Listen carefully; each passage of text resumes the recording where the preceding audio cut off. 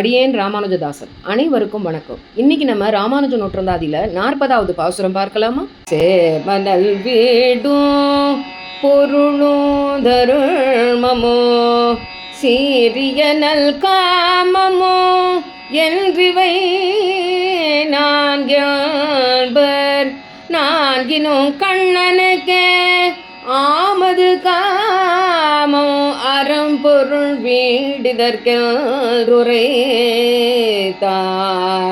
வாமணன் சீல ராமானுஜன் இந்த மன்மிசையே. வாமணனின் அருளுக்கு ஒப்பானவரான ராமானுஜர் க்ஷேமத்தை கொடுக்கும் மோட்சம், தான தர்மம் செய்ய பொருள், பாவத்தை அழிக்கும் தர்மம், எம்பெருமான் மீது விருப்பம். இவைதான் அறம், பொருள், இன்பம், வீடு. இவற்றில் வீடு கிட்ட மற்ற மூன்றும் கண்ணன் மீது கொண்ட விருப்பத்திற்காகவே துணை புரியும். இந்த உபதேசத்தை தனது பாஷ்யங்கள் மூலம் நமக்கு உணர்த்திய சீலம் மிக்கவர் நம் ராமானுஜர். போன பகுதியில் ராமானுஜரை அவரது சிஷ்யர்கள் எவ்வாறு அடிபணிந்தனர் என்பதை பார்த்தோம். பிறகு ராமானுஜர் தனது சிஷ்யர்கள் இருவரை திருமலை நம்பியிடம் அனுப்பி உள்ளங்கை கொணர்ந்த நாயனாராகிய கோவிந்தரை திருத்தி பணிகொள்ள செய்தி அனுப்பினார் என்பதையும் பார்த்தோம். இனி திருமலை நம்பி என்ன செய்தார் என்பதை பார்ப்போம் வாருங்கள். ராமானுஜர் அனுப்பிய 2 வைணவ சிஷ்யர்களும் ஸ்ரீரங்கம் திரும்பி வந்து ராமானுஜரை சேவித்தனர். அவர்கள் இருவரின் முக அடையாளங்களே அவர்கள் நல்ல செய்தி கொண்டு வந்திருப்பது போல் தோன்றியது ராமானுஜருக்கு.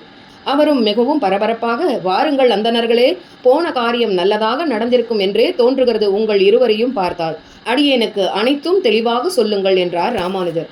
ஆம், தாங்கள் சொல்வது முற்றிலும் உண்மை. நல்ல விஷயமே கொண்டு வந்துள்ளோம். நாயனார் கோவிந்தராக மாற்றம் அடைந்து விட்டார்.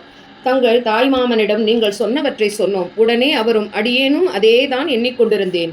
ராமானுஜனும் அதே செய்தியை அனுப்பியிருக்கிறார். முதலில் இதை முடிப்பதே நம் கடமை என்று சொல்லி தமது சிஷ்யர்களையும் கூடவே எங்களையும் அழைத்து கொண்டு காளஹஸ்திக்கு சென்றார். நம் நாயனார் செல்லும் வழியில் ஆளவந்தார் இயற்றிய ஸ்லோகமான ஸ்தோத்திர ரத்தினம் ஸ்லோகம் கண்ணில் படும்படி வைத்து சென்றார். அதை பார்த்தபோதே நாயனார் மனம் சற்று தளர்ந்து மேலும் சில நாட்கள் அங்கே தங்கி நம்மாழ்வாரின் திருவாய்மொழியின் அர்த்தங்களை சிஷ்யர்களுக்கு நாயனார் பூப்பறிக்க வரும் இடத்தில் அவர் காதில் விழும்படிக்கு சொல்லி வந்தார். நாயனாரும் அவற்றை கேட்டுக்கொண்டே நின்றிருந்தார். ஆச்சாரியனும் 2ஆம் பத்து 2ஆம் திருமொழி சொல்லி வரும்போது 4வது பாசுரமான தேவும் எப்பொருளும் பாசுரத்தில் தேவன் எம்பெருமானுக்கல்லால் பூவும் பூசனையும் தகுமே என்று சொல்ல நாயனார் தகாது என்று சொல்லி திருமலை நம்பிகளின் திருவடிகளில் விழுந்து தான் எவ்வளவு காலமும் வீணாக்கி விட்டேனே என்று அழ ஆரம்பித்து விட்டார். தன்னை காப்பாற்றும்படியும் கேட்டார். இதை அறிந்த காளஹஸ்தி திருக்கோயிலைச் சேர்ந்த சிவபக்தர்கள், நீர் இவ்விதம் செய்வது ஏற்க முடியாது என்று வந்து திருமலை நம்பிகளிடம் கேட்க, அவரோ உங்கள் நாயனாரையே கேளும் என்றார். நாயனாரும் என்னை விட்டுவிடுங்கள், அடியேனுக்கும் உங்களுக்கும் எந்த சம்பந்தமும் இல்லை என்று கோவில் சாவியும் அடையாள மோதிரமும் அவர்களிடம் கொடுத்துவிட்டு வந்து விட்டார். காளஹஸ்திநாதரும் சிவபக்தர்களிடம் நாயனார் சரியான வழியில் செல்வதாகவும் அவரை விட்டுவிடும்படியும் சொல்லிவிட்டார். நாயனாருக்கு திருமலை நம்பிகள் உபநயனமும் செய்வித்து பஞ்ச சம்ஸ்காரமும் செய்வித்தார். ஆழ்வார்களின் பிரபந்தம் பல்லாண்டு தொடங்கி அவருக்கு உபதேசிக்க ஆரம்பித்து விட்டார். மேற்கூறிய விவரங்களை ஸ்ரீ வைஷ்ணவர்கள் ராமானுஜரிடம் சொல்ல ராமானுஜர் மிகுந்த ஆனந்தத்தால் அவர்களை வாழ்த்தி அருளினார். இனி அடுத்த பகுதியில் ராமானுஜரின் ஆச்சாரியர்கள் பற்றி பார்ப்போம்.